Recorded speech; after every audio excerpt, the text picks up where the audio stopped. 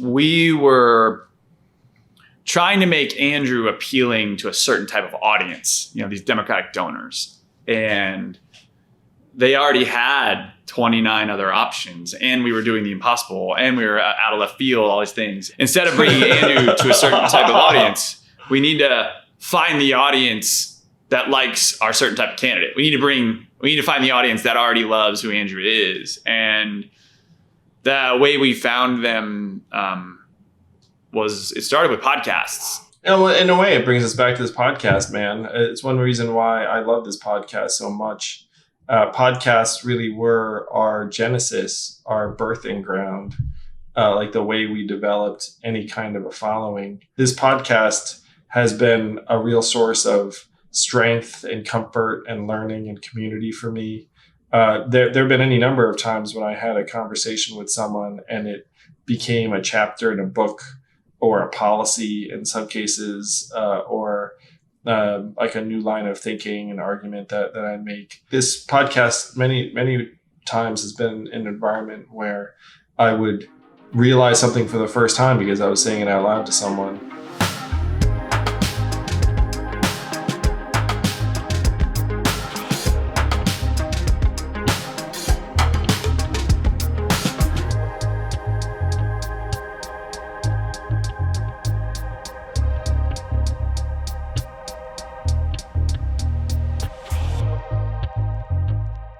Welcome back to Yang Speaks. This is your co-host, Zach Grauman. I'm on with Andrew today. And on today's episode, we take some time to reflect.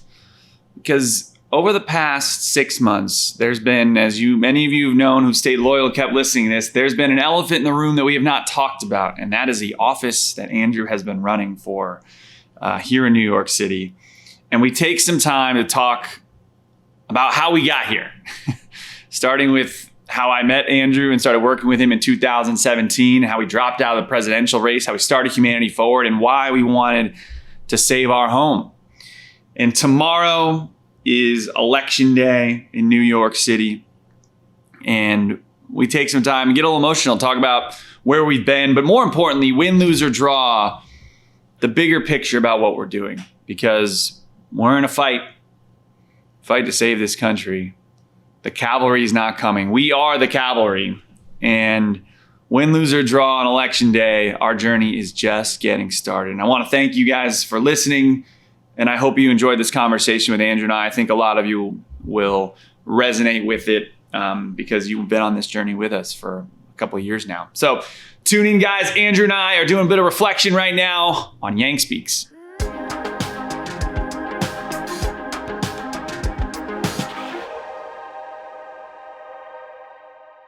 And now, I welcome to Yang Speaks a regular, my brother, Zach Grauman. And so this isn't really this really isn't a Zach as guest. I'm kind of going to be my own guest a little bit, or me and Zach are going to reflect on the last 2.5 to 3 years a little bit.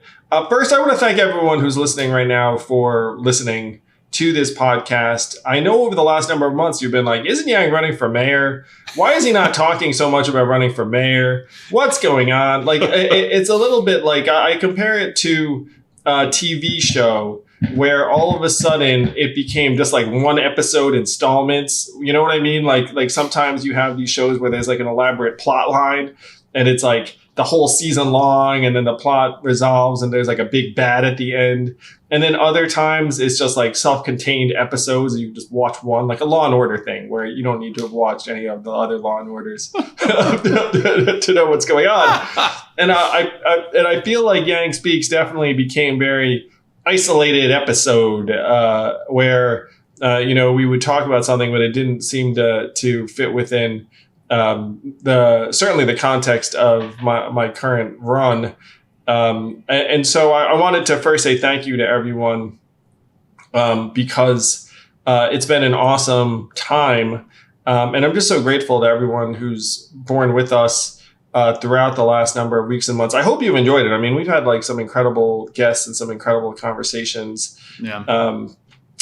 No, I mean, I've enjoyed it. I've said to Zach many times where this podcast has been a form of comfort and even therapy for me. I don't know if people sense that at all. And so I called Zach on here so that we could reflect a little bit on the big picture arc of where we started back in, let's call it beginning of 2018. When do you put as the start, Zach, of our adventure together running for president? So I took a number of months. I actually tried to like find the exact dates on this because I've been writing a book on the kind of this journey, which is fun. I haven't actually. Zach has been writing a book, and I have read excerpts from it, and it's awesome. Evelyn has read both parts of his book and then parts of my book that's coming out later this year. And Evelyn prefers Zach's book. I just want everyone to know that's mine's more about like the journey, right? And like the roller coaster. Yours is more about like solving problems and where we go and things like that. So you can see why Evelyn prefers Zach's book. So Zach, tell us about the book, the journey, and when did you say the journey began? So that's actually the number one question I get, Andrew, is like, how'd you meet Andrew? So I knew Andrew from my days at UBS. I was helping rich people give money to charity, and they loved Andrew. They loved Venture for America. Andrew was a rock star in the social entrepreneurship space. Now that is a tiny space to play in, but we would have him come to our like client events all the time. I'd seen him speak on panels and was always very great. Fantastic at them. And you could like his humor would come through, that kind of thing. Andrew Yang, panel star for sure. I'll never actually, this is funny. Yes. This is so funny. Do you remember this? Okay. I want to set this up. So this is not in the book, but you did a panel we used to do these basically billionaire kids events. Like if you're super wealthy and you bring your kids, like how do you inherit like $100 million types of events? And we'd always do something on like a philanthropy day. And you did a panel with a guy named Adam Braun. And if you wanted to draw like the perfect like white boy stud, it's probably Adam Braun. He's like, he was quite studly. Good looking, like went to an Ivy League educated, rich, like started this nonprofit, and he tells this story of this organization at the time called Pencils of Promise. And he tells this story about how he goes to Africa and he asks a kid, like, what do you want most in the world? And he said a pencil. And it's like this heartbreaking story. And he's telling this in the context of saying, like, my whole life, my parents had told me like bronze are special. Like, and he knew it in his heart when it happened. And there's not like a dry eye in the room. Like everybody's like, oh my God, Adam. And then it's like, so the moderator's like, okay, Andrew, your turn. And he's just like, Andrew, you go. Yeah, my parents told me the exact opposite, actually. They're like, Yang, you're not special. They're like, go to law school, do something traditional, like work for a law firm, like you're boring. And he's like, even my nonprofit, like, it was like, oh, it's Teach for America for entrepreneurs. Let's call it Venture for America. Like nothing about this was special in my head. And the room just lost it. That was my first like debate experience theoretically of Andrew Yang without knowing it. That was probably 2016, something like that, 2015. And I have to say, coming to those events was always a treat because the environments were always super nice and the food was good. And like, like sometimes there was like, that there was a celebrity or entertainment. Oh yeah, one of the kids would get a table somewhere. Like, yeah, they were fun. Now, so Zach and I knew each other through that for a while. So it's true when someone says like, how did you meet Andrew? Like you would have to backtrack to maybe 2014, 2015? I met you. And so I asked you to be, my roommate actually worked for Venture America, Joe Guy. And he was like, you have to meet Andrew. Joe Guy is a great guy. Joe Guy, Mr. Guy. But he was like, you got to meet Andrew. You guys are two forces of nature. Actually, we tell direct words. And I asked Andrew to be on my board of my nonprofit, and Andrew's like, I love this idea. Sure, how can I help? I'll be on your board. Great. Which is classic Andrew, like, yeah, if my name can be helpful, which it was, to get more people and more legitimacy. Anyway, so I had heard, long story short, I had heard your shtick like hundreds of times. And I went to this dinner, and Andrew, it was April, I think, of 2017 is like the timing of there. Wow. It's somewhere in like late spring. No, it's somewhere in that mid 2017 range. Yes. Yeah, that'd be right. Before the summer, I thought it was summer. It's not. And I went to this like Jeffersonian round table dinner. I used to go to all the time. It was like very pretentious, like 15 people meant to be on a topic. And this one was on the future of work. And I was curious about this topic, and I go and I got the list of the roster, and I'm like, oh, there's gonna be all these cool people here. I'm excited. And I go to this like restaurant, I think it's in the West Village or somewhere downtown, like private room. And who parachutes in? Andrew Yang parachutes in. And I remember being pissed. I mean, like, damn it, I've heard your spiel 100,000 times where you're like, hey, we got all the smart minds in the world doing 6 things in 6 places. We need to get them out of like the New Yorks and San Franciscos in the world and get them to Detroit and Cleveland. And it's a great pitch, but I was hoping to learn something. And Yang comes in and just drops this bomb, like takes over the room and drops what I eventually called like the automation bomb, which was like a working version of the war on normal people. It's like why Donald Trump got elected. Here are all the jobs in the United States. Half of them are going away. And then in the middle, in this room, after this, he's got the whole room like captivated. And he's like, and I'm running for president of the United States. And it was like, you could hear a pin drop. It was like, president of the country, like of America. And how we got connected afterwards, I was like, well, Andrew, I just paid off my student loans. I was like looking to leave UBS. And I was like, hey, Andrew, I'll help. And you're like, great, you can come manage a campaign, something like that. Well, because I knew you were very, very strong. You were a builder, you were a doer. I mentally thought to myself, I need to make sure that Zach is into this because he elevates our chances of impact and success dramatically, immeasurably. And so let's call this like spring 2017. I mentally was like super pumped about it. And then I resolved then to try and update you periodically and keep you updated. So the main thing I was working on at that point was a manuscript for the book. And so I would just send you pages of the book. We got coffee and, wrong book. This is your book. We got coffee. This is one of the rare times you get to go behind you and pull a book. And I get coffee with Andrew probably like 2 weeks later, and he sits across and he slides me this book, Raising the Floor by Andy Stern. He's like, first of all, read that. And then this is what sold me on universal basic income. And the second thing I asked you a whole bunch of questions. I don't even remember this. I was like, do you have any skeletons in the closet? You're like, no, I'm boring. It was right around, like, this is the height of Me Too. It was like just starting. I was like, please, I'm not doing this. You're getting Me Too. Well, like, no. What's funny too is like, Zach knew people I'd worked with. We could check and be like, hey, does Andrew have any of that actually going on? And they were like, no. I did a lot of research to that. And then I was like, well, what's your plan? I could help with money. I'll always hustle to fundraise, but like, what's the plan of money and the path here? And you pulled up the New York Times. This was so prescient, was stuck with me. You pulled up the New York Times. I think it was the New York Times. I didn't watch the Post, but I think it was New York Times infographic on the Republican primary and how much money they raised and how they performed. And you said it was WAPO, yeah. Yeah, it was WAPO. And you said you're like, what do you think the Democratic primary field is going to look like? And I had not given this that much thought. I was like, I guess probably pretty crowded. And I can't really think of a front runner. You're like, yeah, it's going to look like the Republicans. There's going to be a ton of people running. And so I just need a lane to get my message out and be considered serious. And then he's like, now everybody thinks you got to raise billions of dollars in politics. But it's like, the reality is Republicans do that because they can get super PAC money. But I've looked at what these clowns, I don't know the exact word, but some of these guys on the Republican side had raised. And it was like Huckabee, Carly Fiorina, a couple names, Ben Carson. There were a couple names that were Christie, that were big names that had only raised like $1 to $3 million, if I recall. And you're like, I can raise that. And like, we can do, like, that is a feasible number to be a serious contender. And I remember, I don't know if I said this number to you, but I think I said this to myself. I was like, I can raise at least 20 million. And 20 million would have put me in like fairly serious contender category. We ended up raising 40. But I, in my mind's eye, I don't know if I ever said this to you out loud, Zach, but I was like, like I had an internal goal. I was like, we can raise 20 mil for like such a ridiculous goal. A presidential camp. I mean, it turns out I was a little bit cocky and unrealistic because then when we got into it, like, it was actually very difficult to raise.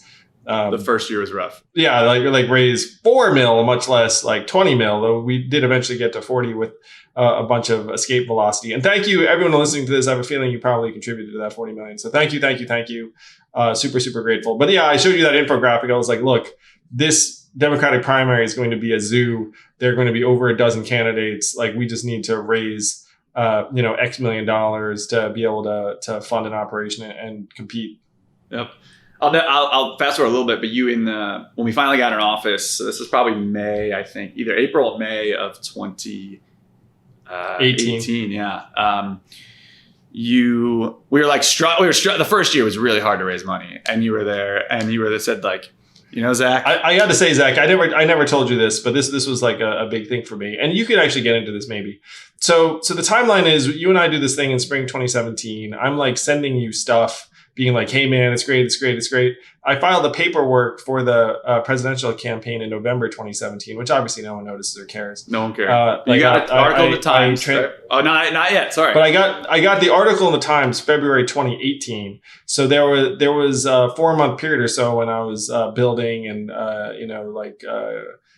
coming up with policies and like graphics and like all of this kind of stuff, email addresses. And then during this time, I did not tell you this. I was like, there is I thought in my mind's eye, I was like, there's like a 20 to 30% chance that Zach realizes that joining me in this is very, very foolhardy.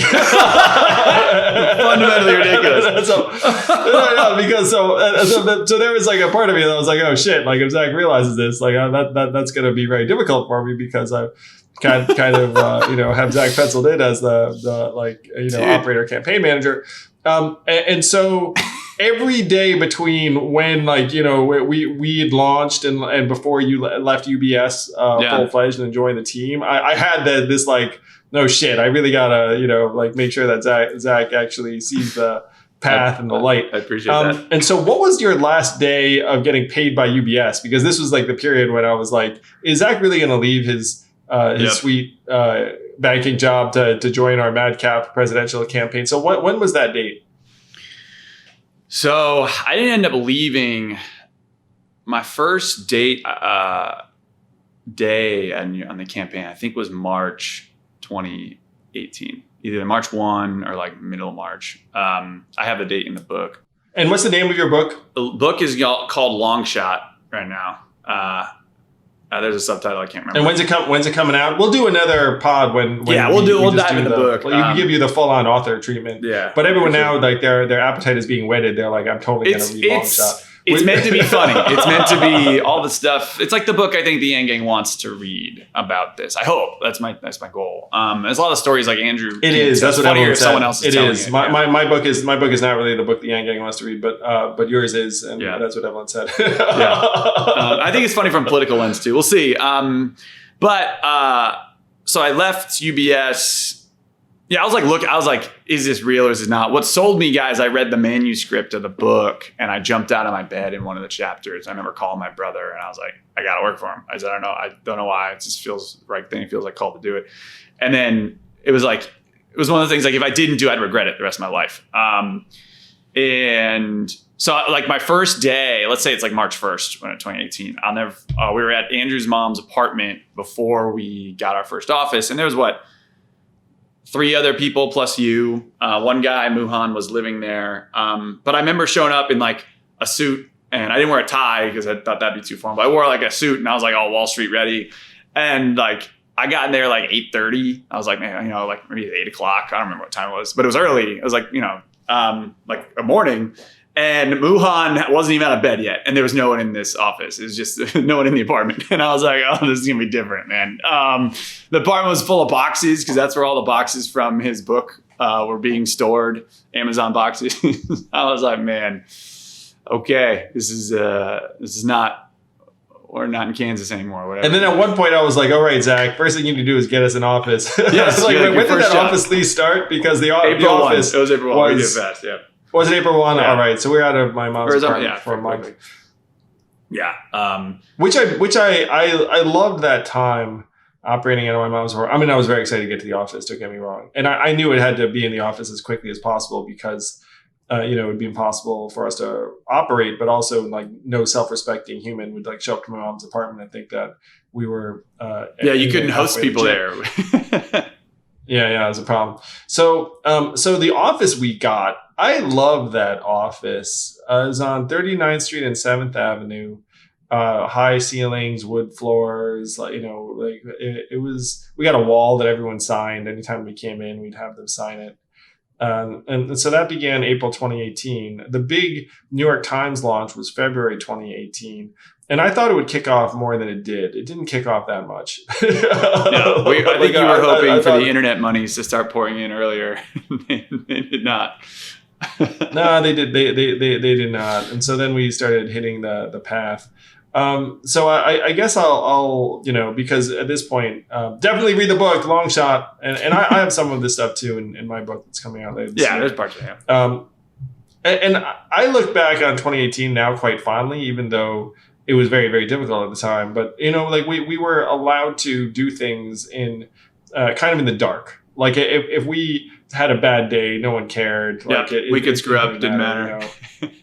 Yeah, like and I remember hanging out in the office, and then Liam DeClivelo was was a very, very young guy who we for some reason were taking advice from, which is pretty funny. I mean, like you were taking really advice from him because he's really smart. But he was like, "Hey, you guys should go on a tour."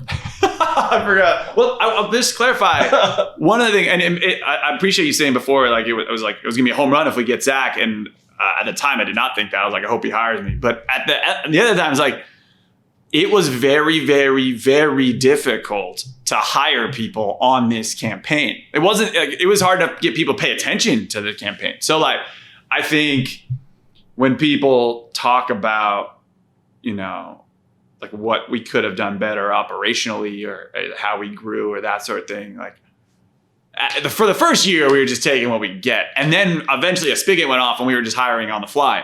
So it was almost like night and day quickly. But anyway, we took whoever you had a very strong principle, which I always appreciate. Is like, if someone wants to help, let them.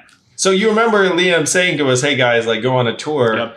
And then I was like, "Go on a tour for who? Like, no one's going to show up to this tour. This is going to be like the lamest thing in the world." Yeah. And then Liam managed to convince me where he was like, no, like, you need images of you being out there, and you also need to refine the message. You need to do the pitch over and over again. You need to do all of this stuff. And then he was right. And so I was like, all right, let's set up a tour. And then Zach, like a freaking superhero, was like, yes, we're going to do a tour. And then we're going to get this van. And then Zach ended up being like the van/bus driver. Like everybody's in New Yorker. No one could drive. And it was just you and me. We had the worst driving early team in the world. It's like we had maybe 5 or 6 people. And I think Zach was easily the best driver among us. I can drive. But you don't want the candidate being like the driver. Yeah, you want the candidate to rest and sleep. Practice. Yeah, take calls, so it really was Zach and that van, and we'd show up, and we did that tour. Like, so this was the Humanity First tour, and we'd have to look in and see what the actual locations were. But off the top of your head, where do you remember the Humanity First? We did. I remember this pretty closely. I'm trying to think. So we did Cleveland, not in no particular order. Cleveland, Chicago, Baltimore, Detroit, definitely. Detroit. We didn't do Cincinnati. It was just Cleveland, I think. No, Cincinnati was later. People be mad at me for not remembering this. We went to Iowa, New Hampshire during this tour too, right? Iowa, New Hampshire. Yep. Or no? Yep. We added them. We bookended. Yep, that's right. Oh, and you remember, like, was this the tour where Carly messed up? Like, she sent me to the wrong airport. Was that? It was Carly learned that there's 2 airports in Washington, D.C. That's the tour. Yeah. Yeah. And then I went to the wrong one and missed the flight, and then thus was almost going to be late to like my tour stop in Iowa or whatever. and Carly was worried that we were going to fire her. But at some point, I'd realized that Carly's value add was not, booking flights and like detail orientation. It was something else. And so like when I realized that, then I was like, all right, then, that this is not her fault. Like we just have her in a role that doesn't necessarily play to who she is. And then we somehow managed to get me there, like passed me off like a football. It was crazy. I flew to another airport, and then it was one of these things where 2 vehicles, it was like a freaking SAT question where 2 vehicles left from opposite sides and then like met in the middle, and then I got dropped off there. And then the whole thing was pretty funny. And I think I made it And I made it for an event that had how many people do you think? I mean, it was still good for us, but it 30, 15. Like yeah, it was small. I was going to say 24 or something like that. It was like 24, but we moved heaven and earth to get that. It was 24 people, I want to say in Iowa. Yeah. And at that time, we felt like anything we did in Iowa was monumental. Yep. So this is 2018. Fall, right? And the weather was not great, so it was still. It was. Oh yeah, this was right before that Iowa event was right before Thanksgiving break. I remember one of the reasons the crowd was a little smaller. Not that it would have been that much bigger if it wasn't, but a lot of kids had left for Thanksgiving break.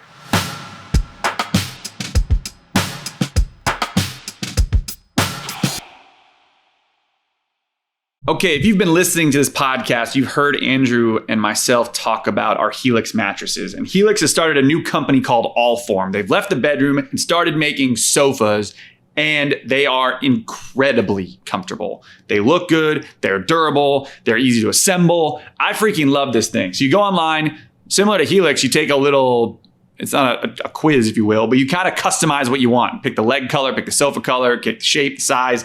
And it gets shipped to you like your mattress, and it's so easy to assemble. I am terrible at assembling things, and it fit like a glove. It just snapped into place. It looks awesome, and what I love about this thing, guys, you can get food all over it, and it does not stain. My mom works for a high-end realtor, and she read all the product descriptions. She's like, this is a high-end sofa, and it is nowhere near the price of what traditional furniture stores will charge you. And if you don't like it, you get 100 days to decide if you want to keep it. It's more than 3 freaking months. It's freaking awesome. And just like Helix, they'll pick it up for you and get rid of it if you don't like it. So to find your perfect sofa, check out allform.com/yang. And Allform right now is offering 20% off all orders for our listeners at allform.com/yang. Check it out now, allform.com/yang.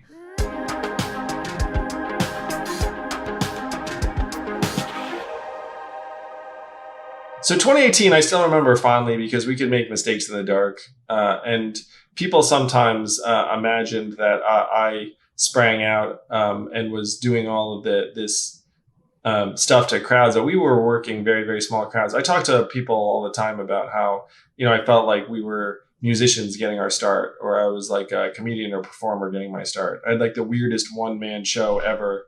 It was like, Andrew Yang and give everyone money and automation and the rest of it. Like, we had this, and you would critique my performance and say, hey, yeah, I had to beat you up all the time. Yeah.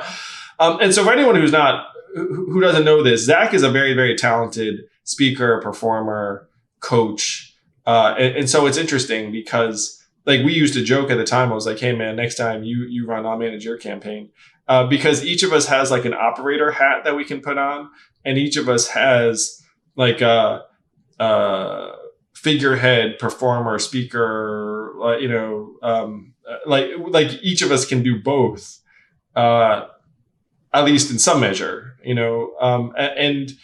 I said to Zach all the time, it's like, I miss being the operator. Like I miss. Oh yeah. Especially towards the end. You're like, I'm drained. I just want to give me a problem to solve, please.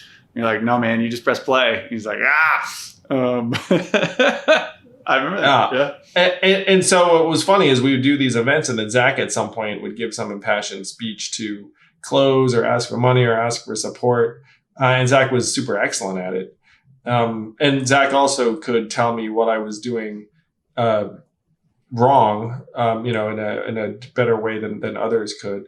And Zach also, to his genius, figured out like when just to let it ride. Because like having someone say, hey, do this better is like not necessarily what you need at, like 10 p.m. in Ohio after you speak to 12 people or whatever. It's not like, so Zach had all these incredible attributes. I genuinely feel like the universe put us together to do what we did. And we made a dent in the universe that I'm incredibly proud of. When our campaign ended, and I as anyone can tell, I'm obviously fast forwarding a couple of years then if the campaign ends. But when our campaign ended, I thought to myself, like that is probably the best thing I'll ever do, and I should really be like happy and proud about it. I mean, we set out on a path together in, let's call it early 2018 for the purposes of this, and then it ended early 2020. So what we accomplished in 2 years was unprecedented, unfathomable. Someone said to me at some point last year, he said, what you did was literally impossible. Yeah, I agree with that. What we did was literally impossible. Everybody told us it was impossible. And you know what makes me so mad, man? When people today call you a celebrity politician or these rich, like whatever, like the press will spin you as all these things like, are you kidding me? Do not call them a celebrity. Like, we fought for every goddamn inch of the success because you had literally almost 2 years of like slog, of like embarrassment, of like going to fundraisers that didn't raise any money and going to talk to people that told you were not good enough. Oh, that was your favorite, when we did fundraisers that didn't raise any money. So Zach and I were always doing these back and forths about raising money. And not much was working. And so Zach would be like, hey, dollar for dollars. And I'd try and be like, this is awful. And then I would have my, like, hey, tell you what, I'll have my friend hold an event. And then my friend would have an event, no one would donate. So Zach was like, hey, this is awful. I mean, we were just like going back and forth between things that weren't working so well. We had a horn. We had a horn in the office anytime someone gave a max donation, which at the time was $2,700. And we did not honk it very often, put it that way. Until and there would be times too. It would be like Friday, and I'd be looking at our bank account. I'd be like, I need to get someone to give us $2,700 before I leave. Like I would and be and that stuff felt familiar to me because it's like a startup. It's the startup grind. You know, like I understood the startup grind. What became foreign to me later was when I became more of like an athlete performer. And it was very distinct from being an operator. I had never really seen myself like that. You were pushing me to be that. You were like, hey, become the athlete, become the performer, become the figure, you know, like, and sometimes I would give you a hard time too, because I'll give you one example. We had this tough conversation where I spoke to a group of very, very high level Democratic donors in New York City. And I did a fair job of my presentation. No one gave anything or wanted to support me afterwards. And then you were like, hey man, like you've got to be better because you need to like convert those people in that room. And then I was like, Zach, my performance does not determine whether those people are going to be converted. like I can do a great job. And like, they weren't going to be like, oh my God. I don't know if you remember this conversation. I do. I feel like I was on a street corner after it. Yeah. And so, you know, like maybe we both had it a little bit right because like could I have been better? Sure, but like you know I was a little bit like, hey, dude, like these dudes weren't exactly gonna like you know all of a sudden you know become Yang fans on the basis of that, which must have been endlessly frustrating for you because you were like, hey, is this even working? Like I'm getting some people together in a room for Andrew and then he does his thing. And then they don't like just bust out their Rolodexes afterwards. Well, it was like I wrote about this in the book. It was like we were trying to make Andrew appealing to a certain type of audience, you know, these Democratic donors. And they already had 29 other options. And we were doing the impossible. And we were out of left field, all these things. And so what we ended up, it was probably that conversation that flipped it. We're like, we got to stop doing this. We got to find something that works better. And we need to, instead of bringing Andrew to a certain type of audience, we need to find the audience that likes our certain type of candidate. We need to find the audience that already loves who Andrew is. And the way we found them it started with podcasts. But it really was the internet. It was podcasts, eventually Sam Harris, eventually Joe Rogan. But it was Reddit, it was AMAs, it was Instagram Lives. It was just finding the people, finding the masses, going to the people instead of the elites with the money. Which sounds so cheesy, but that's what we did. Essentially what we did. In a way, it brings us back to this podcast, man. It's one reason why I love this podcast so much. Podcasts really were our genesis, our birthing ground, like the way we developed any kind of a following for the presidential campaign. I love podcasts for that reason. I love podcasts generally because most of the time you have like a human conversation with a person and like it's a certain kind of exchange. And so this podcast has been a real source of strength and comfort and learning and community for me.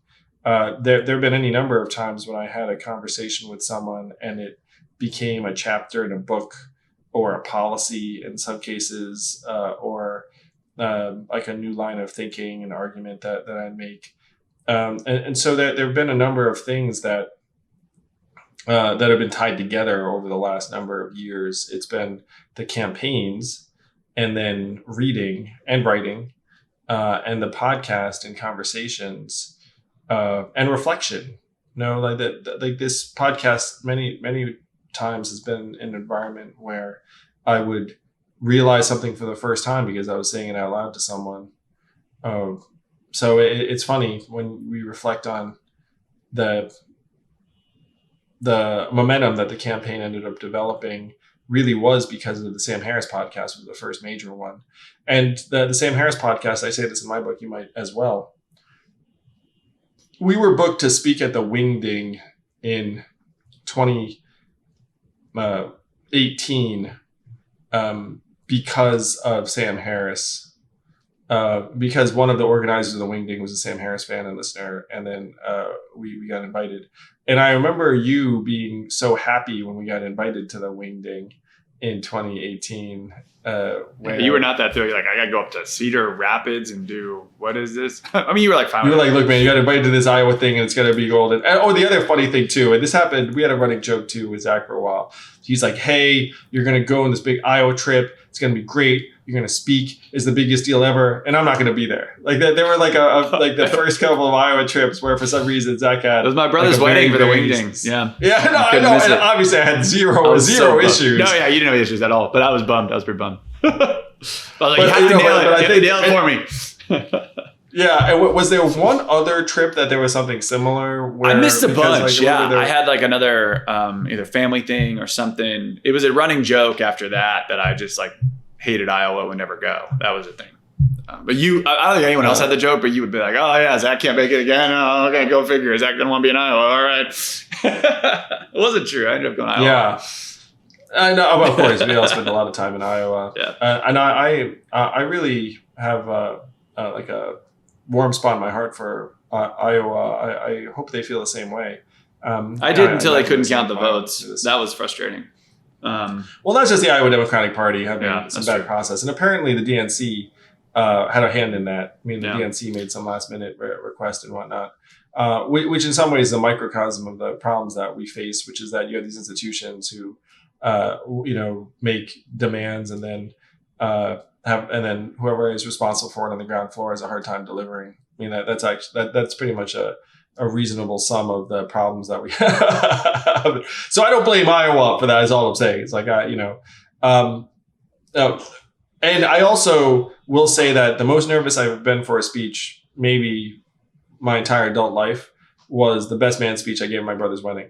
So when you talk about your brother's wedding and having to get obviously that's like the most important thing that so nerve-wracking has to do. Someone who you speak for a living, generally speaking, like you, like Bench for America, even at a certain point, you were singing for your supper all day.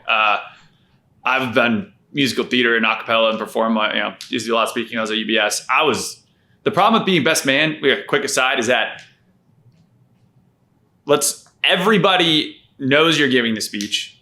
If you've ever been to a wedding and there's a bad best man speech, it's never great. It kind of sucks the energy out of the room. And everybody will come up to you throughout the wedding and the rehearsal dinner, and they will say the following: "You ready for your speech? You nervous? Are you nervous?" And like after the 20th person in all of your friends in your like immediate circle has said that to you, you're like, "Well, I wasn't nervous until everyone I know and love has asked me if I'm nervous. Maybe I should be nervous." But then when you nail it, and you said this, Freddie, you're going to be nervous as hell, but when you nail it, and it's a friendly crowd, so it's easier to nail it than at least people won't tell you sucked. But when you nail it, you'll feel like the man, because everybody will also, who have asked if you're nervous, will congratulate you, and that's also cool too. And you did nail it, and I'm sure you still are like on cloud nine about it, because that's what happened. Speech went great. Yeah. Well, what's funny is, and this is something that also you and I like sometimes butted heads over a little bit. You'd be like, "Andrew, this is it. This is the speech. You got to do it." And I was like, "Zach, there's going to be another like the speech, like 14 days later. Yes, I really cannot do this." But when you talk about like the speech, it is the best man speech, because your brother hopefully only gets married once. And in my case, my brother nailed his best man speech when I got married X years ago. And so I felt so much pressure to deliver. And so, again, like you said, like I do a fair amount of speaking, so you assume I'm going to be good. And, I officiated my cousin's wedding and I gave like a speech there, and like I did not prepare a wit. I'm sorry, my cousin. I mean, it was fine. Like it was great. I was just like, I'll be fine. That's really funny. But my brother's best man speech, I was like, I really have to nail this and prepare and the rest. So I understood, and I understood, that you had something more important, very much more important, because, anything that like quote unquote big that was happening in the presidential campaign, I was like, yeah, there'll be another big thing, X days later. Fast forward to 2020, and we suspend the campaign in February in New Hampshire, which was like an incredibly difficult time. I know we skipped a lot of stuff. But don't worry, Zach wrote a book about it. We'll talk about that, yeah. Which we'll talk about again later. Like I wrote a book about it, so that there'll be a lot more in terms of the campaign nitty gritty. But fast forward to 2020, I end up ending the campaign, which was very, very difficult. I felt like I was letting a lot of people down, and that there was still all this energy around me and the movement. And so we quickly started Humanity Forward, which started out as a UBI organization and then became a cash relief organization when COVID hit. So we gave $1 million away in the Bronx to 1,000 families, and then an additional $8 million to people around the country. We got money out before the government did, way faster than the government. We were one of the first organizations to get cash to anybody. I remember that. Well, we were trying to set an example. I mean, that was my thing. I was like, let me see if I can do this and then get enough press so that the government will feel like, oh, we should do it too. We didn't get that much press for Humanity Forward's cash giveaways, but we did get cash relief out of Congress. And then we spent the next number of months actively lobbying Congress to include cash relief in the next bill. I personally talked to dozens of legislators on both sides of the aisle. And Humanity Forward, we were jokingly called the People's Lobby, where there's this Onion headline that you can feel free to look up. All right, total aside, but it's really some funny. of the funniest shit that came out over the presidential is if you just Google the Onion Andrew Yang, there is some hysterical stuff. It's really, really funny about me being a robot, me being like Terminator from the future, all this stuff is very, very funny. But there was an Onion headline that said, the American people hire lobbyists to represent their interests. And then there's a guy in a suit being like, I'm here to represent the American people so that they can actually get something done. So that headline really stuck with me. And that's what Humanity Forward kind of became. It became the cash relief lobby and the people's lobby. So that happened all through 2020. And we were down in Georgia helping to win the Senate. And I'm so pumped that John Ossoff and Reverend Warnock won those races. We helped raise almost $3 million for community organizers, people like Stacey Abrams and Latasha Brown. People give you shit on that. We're like, oh, the work was being done on the ground. Of course it was being done on the ground before we got there. We went and helped. Sometimes we fundraised. Sometimes we knocked on doors. We've done a ton. Like you couldn't have, there was no such thing as not enough hands on deck in that place. And you saw that before anybody.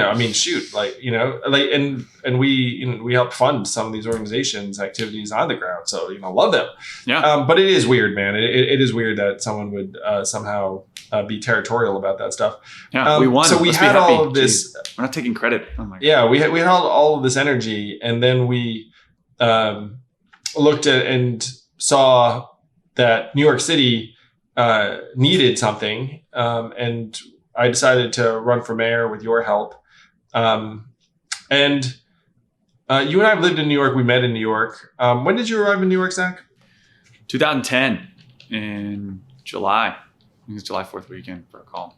So yeah, been here a while. And you grew up in Connecticut, but you grew up far enough away where you grew up in I grew up like Hartford. So it was like, I came here and it was like, I went to Bubblegum Shrimp or Carmine's and saw like whatever TKTS was selling cheap on Broadway. I thought Times Square was New York growing up. And I've since learned that is not anywhere close to the case. Although you live close to Times Square. I do live close to Times Square. Yeah. But I have something. I probably should give. You shouldn't give this away, but you don't know this. What? So we were driving around and we drove by Madame Tussauds the other day. Madame Tussauds, yeah. Yeah, it's open. Okay. Come to New York, visit. Anyway, so I said to the team, I was like, I totally want to go to Madame Tussauds and just stand there and act like a wax figure, and then just occasionally move. And we're I totally miss these doing jokes this. in the And car. People were like, you're not gonna be able to fool anyone. It's like, oh, I guarantee I can fool someone. All I have to do is just stand there still for a little while, and then like someone will just be like, like it's totally gonna work. I bet you could do it. Yeah, I've been here since '96, and it's been fascinating experiencing the city in a different way this past number of weeks and months. I've been reflecting on this race and the journey, and in a way, I wanted this conversation to be a little bit about the beginning, and then something of a punctuation mark. And nothing's really the end in this world. And this is one of the things that happened. I didn't tell you this, Zach, but this is what happened to me. I was meeting with a religious leader, and the people around him were talking about my presidential run. And then this religious leader said to me, Andrew, you know what that presidential campaign was? An introduction to you. And I heard that and I was like, well, that's really profound. Given at the time, I was like, well, this is the greatest thing I've ever done. So that's that. Yeah. A little bit. You're so young. But he was suggesting that I have like all of this activism ahead of me. And certainly it took a bit of time for me to realize that, the presidential campaign was going to be a story. But then, we're still alive the next day, and we still see the problems, and there are all these people around us that care about our ability to move society forward. And now we have a much greater capacity to make a difference than the vast, vast majority of other people. So let's do it. Let's go for it. Whatever it is. And one of the things that's happened to me, this probably happened to you too, Zach. So sometimes people ask me how the heck I ever got the audacity to run for president. And part of it was that you march around and you meet enough people where you're like, okay, there is no mysterious other group of super awesome people that are going to come. Yeah, there is no cavalry. Yeah. Like at some point you realize there is no cavalry, that it's going to be us or nobody. Like when you get older, you realize you are the cavalry, and either you're going to mount up or you're not. And so now that I have some things to work with and a following and a public profile and all of this, like if you were to line up folks who are as capable of having an impact in some way as you and me, like now, I mean, if you rewind to 2017, you could be like, well, there's a pretty long ass list of people, because you two are just two random dudes. Yeah. And then now we have a lot of the assets and resources where if we decide to do something, people would notice or take it seriously from day one. It is a different position. There are times when I miss being the person who is just going to be ignored or ridiculed. Like now, like you're much more noteworthy. There's like a degree of attention that we didn't have back in 2018. To the earlier point of like you could just do things, and like the entire thing was trying to gain notice. But if you now make a list of the people that could do something positive and make it stick, like the list is pretty short. At least, I mean, not to, I don't want to like, seem it's like a list of the people besides the people that were like us that are on some list that we used to be on. The list is short. Yes. And so now, like the obligation to do something positive is even higher and stronger. So I'm so grateful to you, Zach. Again, the presidential campaign never would have come close to achieving as much as it did without you. I hope everyone who's listening to this knows that one of the problems in our society today is that you attribute a lot of success just to an individual, like in this case, let's call it me.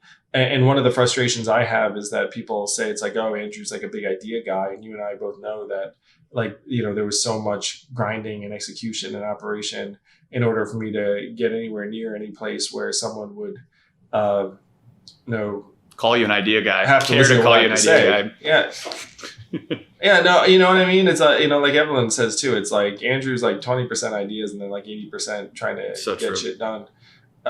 But like the get stuff done, I mean, it's been you really, like because you were the operator and I became the athlete performer. And it's still the case for me now where like I'm still the athlete performer right now. I mean, I try and dip myself into the operational zone. And I still have that mindset. I mean, happily, like every once in a while, I'm just like, hey guys, like XYZ, like I enjoy that stuff.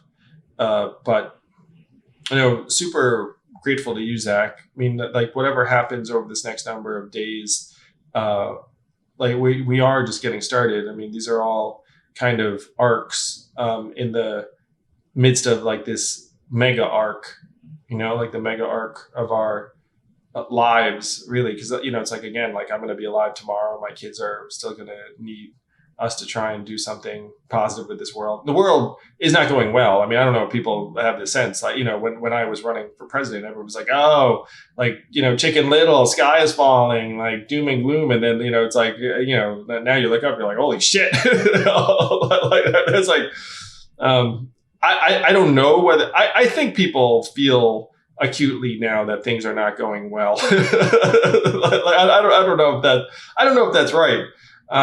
So the themes are, we still have a ton of work to do. Never would have been in this position without you and a lot of other people like you, but you're singular in this regard, Zach. And there's so much ahead. Well, thank you, Andrew. I've been feeling mutual, and look, there were a lot of people behind the scenes on this campaign that we got to ride their wave of work and hustle and that sort of thing. I will say, so a couple things. One, I have two things to say. One is, I remember before I joined, I had this dream. I was like, what happens if we fail? I was like, well, at the end of the day, if we fail, we were still right. Like, this is like, the world is transforming. We need to talk about it. And then like, well, what happens if everybody hates you and him? I was like, well, that would probably mean success, because the reason they have an opinion is because of the work we did, and that's why I always respected you. You're like, I will be the sacrificial lamb for these ideas, because people will. Yeah, totally. I was willing to just be like, it's all right. Yeah. Before we decided to run in New York after the Georgia election, I put together like a quick like PowerPoint presentation for Andrew, and I was like, pros and cons of like your options. And I remember we were doing some cool stuff with the production company. You had the podcast, you were on CNN. And I remember saying like, look, you could be a great ideas guy and like talking head forever if you want. And you've got a good gig and it can get better. And I remember you said very clearly, like, that's not an option. We're not taking this movement and making it like a cash out, like fun career, like as a pundit. Like, we have to take this movement and solve problems. So like, take that off the table immediately. And it was a good reminder of, one of the things I write about in the book is like, it's in 7 Habits of Highly Effective People, like, or I think it is. It's it's like the main things, keep the main thing. Like focus then, and you were very, very good at, and I try to be too, is like focusing on what matters. You're like, no, like it doesn't matter what we're talking about on CNN. Like it matters where we take this country, and we have to lead it. So that was one of the biggest reasons why we went back into the fray so quickly, because it's like, this is the movement. Our home was on fire. If you recall, like COVID was disastrous, and we were looking at who was going to lead this. And it's been, people feel like things are opening up again. The weather's got, and crime is a big issue nationally. But you still, in addition to crime, you still have major, major economic challenges, that your ideas are needed. Anyway, you refuse to be the talking head the rest of your life. I always respect that. Well, thanks, man. We're trying to improve people's lives, trying to solve very, very significant problems. I'm so proud of the good that we've done. I'm so proud of everyone who's listening to this, who supported us. Thank you. I hope you're proud of the good we've done. I mean, if you had to try and measure it, you could measure it in billions of dollars that went to human beings that would not have otherwise cash relief for sure. Gone to human beings. Yeah. And we are just getting started. I know sometimes it's not always clear what the path looks like, but I do have a vision for what we need to do. I'm still on the path. I'm still fighting. Zach's still fighting. Oh, yeah, we haven't put down the sword yet. No. Too young. You're too young. Yeah, Evelyn's still fighting. Evelyn's fighting. Evelyn is fighting more than she ever has recently, which is a lot. But I think she's Evelyn's been even more of a superstar. Incredible. So I hope the people that have been with us, like I hope you stay with us. Zach and I love you. I love you. I appreciate the heck out of you. You've been more than anyone could have ever expected or asked. They're just so grateful and still fired up, still working, still trying to make things better for people. Love you, man. And love you, brother. Can't wait for this book to come out. So do you have a pub date generally? I think it's going to be dependent on yours, but I think if you're November, I think I'm like February to May range, a couple months after. Holy cow! Look at this, everyone. Look at this. So I have a book that's going to come out toward the end of this year, and it looks like Zach's book is going to follow because his publisher is hoping my book does well, and then his book will do even better. Thank you, everyone. Love you all. Love you and looking forward to sharing more of these stories with you. Like, I've read some of Zach's book and it's awesome. I have a book that I'm very proud of. But yeah, we're still working, still fighting. Absolutely. For you. If you're part of this is a journey, man, and it's not dying, win, lose, or draw, no matter what we do. We're not going anywhere. So I appreciate all of you as well. Thank you, Andrew. Let's go shock the world. Let's do it.